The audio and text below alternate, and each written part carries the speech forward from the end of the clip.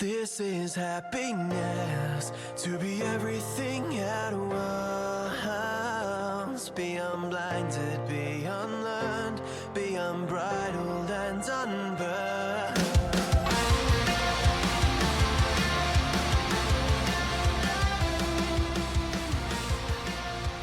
Hey everyone, and welcome back to a brand new episode of Mood Prep. My name is Dave Nixon, and I have a very cold and curious and whingy Petey mini schnauzer sitting on my lap as I'm podcasting at home, and he's like, why am I talking so much? Well, mate, I told you to sit somewhere else.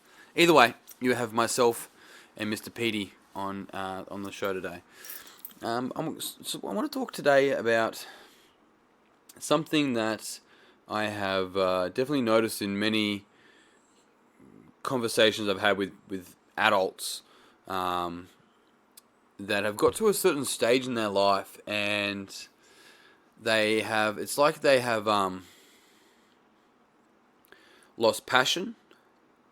It's like they have really lost drive, the drive that they used to, like maybe the enthusiasm that they used to. It's almost like the young, bushy-tailed, bright-eyed individual they used to be is like a faint memory. And one of the most fascinating things that I've seen with this is there's two things that come to mind with this type of individual that struggles with this, right? And like at one stage they probably were like a really keen and eager a business person or a sports person or in their chosen endeavor, and they got into almost be like cynical in some degree, or even if not cynical, maybe just more pessimistic. And I think there's cynicism and pessimism have a role to play in any healthy individual. If everything is optimistic, then that's really negative around negativity, right? So it's sort of it's a pessimistic worldview of pessimism, and that's not very optimistic. You can see the wordplay, but it's true. So the two things that I found really interesting is that often these individuals had somewhat like lustrous goals when they were younger. They had goals.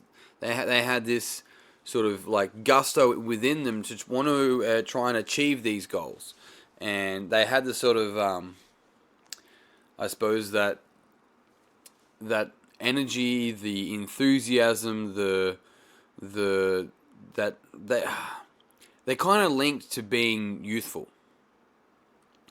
One of the challenges is that they've either come and actually achieved the goals and thought that they'll be much happier when they had the goals, but nothing kind of changed. Therefore, it was like, what's the point? Or at some point, they kind of gave up on their goals. Well, I'm not going to get there anyway, so what's the point in trying? And, I mean, there could be a heap of other variations within it as well, but at the core of it, they kind of just recognize that it's too far away.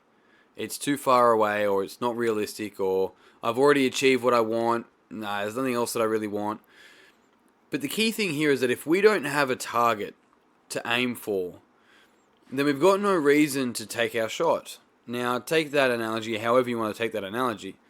Excuse me, Peter. That's enough. No licks. But the reality is that if we do not have something, and this is the BHAG, hey, the big, hairy, audacious goal. Like, if we don't have something that does excite us, that does encourage us to work harder for something, to actually live for something, then we end up living for nothing. And that's the whole idea of dying for nothing, because we just die over time. But we didn't actually get to live. We didn't actually get to live with purpose. And often these people can, because they've over time taken on this sort of cynical or pessimistic worldview, is that they go, well, I don't have any passion. It's like, no, and you don't when you're born either, really. Over time, by doing things, you learn what interests you and what you care about. And this was what makes you you. It's what makes you unique. And so one of the powerful things for all of us is to be patient with ourselves and to fuck the command because it is a command that we embed of I don't know, right? To fuck that off and actually let it be a question of what could I be passionate about? What could I enjoy if I allowed myself? These types of questions actually open up possibility rather than close off possibility. And so as soon as we close off possibility, that's the end of the conversation for our brain. But we unlock parts of our brain by asking questions. And so when we can change that, I don't know what excites me and all that sort of stuff to, what could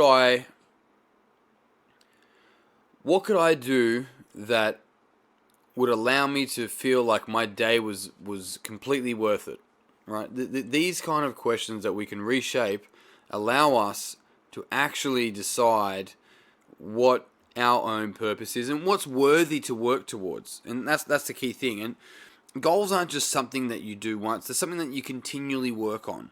You continually pull away, define, and then you pull it apart and you define, and then you pull it apart and you define, and you pull it apart and you define, and you shift your gears and you shift the sails just a little bit as you get to know yourself better and as you work towards the goal. That is completely fine.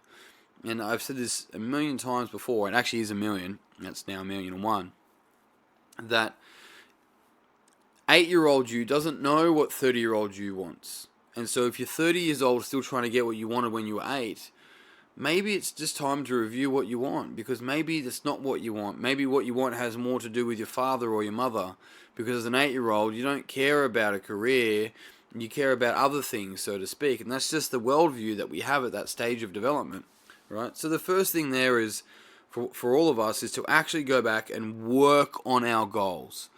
Not just set them, to actively want to work on them and to work on them.